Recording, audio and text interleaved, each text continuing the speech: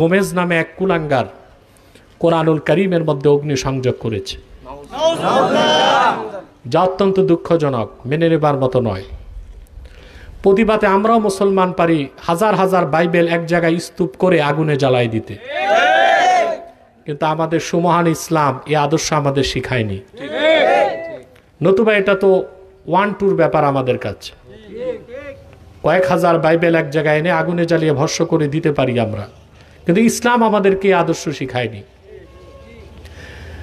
অত্যন্ত নিকৃষ্ট আমেরিকার বৈদেশিক নীতি, কথিত গণতন্ত্রের বুলি সে আওড়ায়।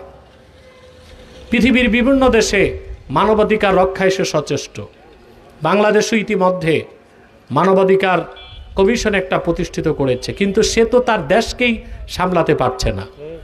যেখানে লক্ষ লক্ষ মুসলমান বসবাস করছে সেই আমেরিকাতে কোরআনুল কারীমে প্রকাশ্যে অগ্নিসংযোগের ঘটনা যুক্তরাষ্ট্র মার্কিন সরকার যে আটকাতে পারে নাই, এটাই প্রমাণ করে মানবতার পক্ষে, গণতন্ত্রের পক্ষে, অন্য ধর্মের মানুষের প্রতি অধিকার রক্ষার ক্ষেত্রে যে বুলিগুলো আমেরিকা আওড়ায়, এসব নিছক ভাওতাবাজি ছাড়া আর কিছুই নয়।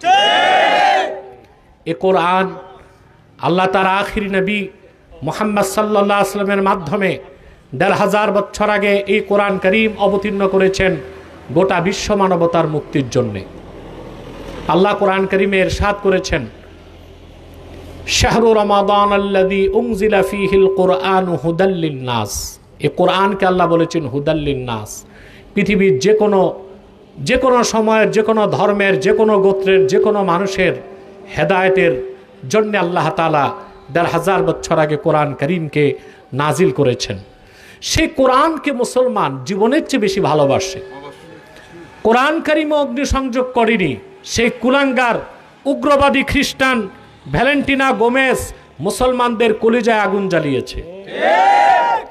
এটা শুধু প্রতিবাদী আমরা থেমে থাকবো না।